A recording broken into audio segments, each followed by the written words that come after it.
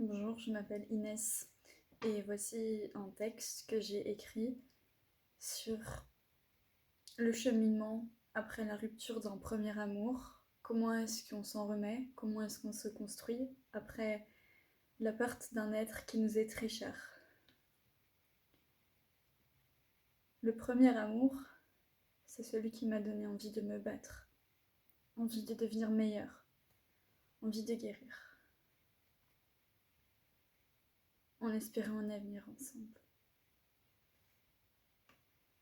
Puis la fin est arrivée, et avec elle des pertes. Confiance, estime de moi-même, une part de moi que j'avais façonnée à travers ce lien, notre amour.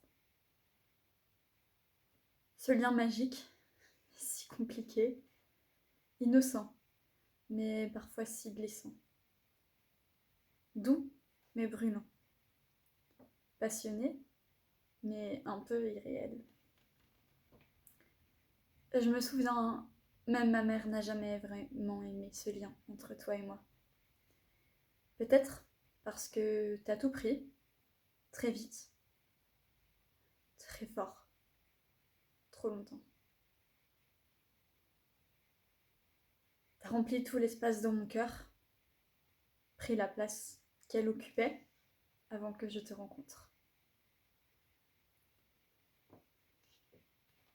Et ton départ a laissé un vide, un trou dans mon âme, un questionnement sur le sens même de l'existence.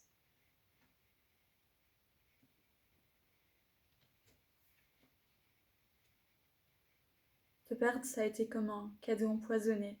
Je suis tombée de haut, la chute m'a fracturée, le choc m'a brisée. Et puis j'ai dû apprendre à reconstruire. Une maison à l'intérieur de moi, brique après brique. Ça a été un long chemin. Mais tu sais quoi?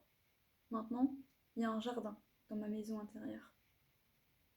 Un joli jardin, coloré,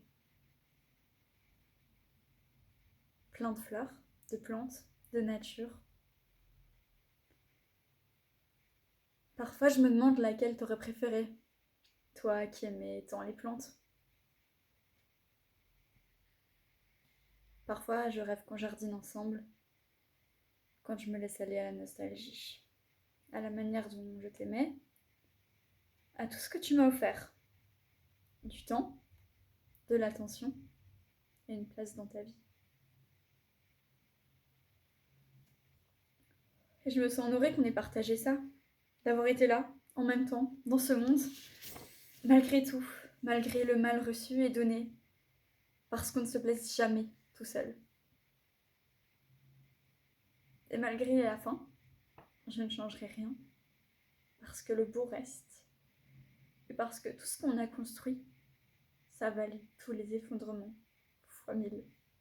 Parce que toi, t'étais mon pourquoi, t'étais mon feu, mon élan, ma motivation, la raison pour laquelle je me levais le matin. Aujourd'hui, je suis seule, mais mon jardin, ma maison, mon être est bien vivant, lui, mon cœur bat. J'ai arraché toutes les herbes mortes autour de ma maison, celles des souvenirs trop lourds. Il y a des statues maintenant, des formes, de la lumière, de l'espoir, de la force, de la grâce. Un lieu pour observer, réfléchir et repenser le monde. Parfois, il y a un goût de déjà-vu dans ce que je vois. Toi, sûrement. Mais je sais que ce que je vois, c'est une partie de moi qui s'est construite avec toi. C'est pas toi, toi. Ce jardin, il est pour moi. Moi qui ai grandi à tes côtés. Et si je peux aujourd'hui marcher sans fuir, sans te fuir, sans fuir nos souvenirs, c'est que j'ai guéri. Guéri de toi, ou plutôt guéri de ce que cette fin, ta fin, a réveillé en moi. On a tous un premier amour. Et il reste, quoi qu'il arrive. Il nous marque. Parfois il nous suit. Parfois il nous hante. Mais toujours il nous enseigne. à aimer, à se laisser aimer, à choisir et à dire non. Le premier amour, c'est celui qui fait mal. Celui dont on ne fera jamais tout à fait le deuil. Celui qu'on accepte comme on accepte une cicatrice. On continue à vivre avec.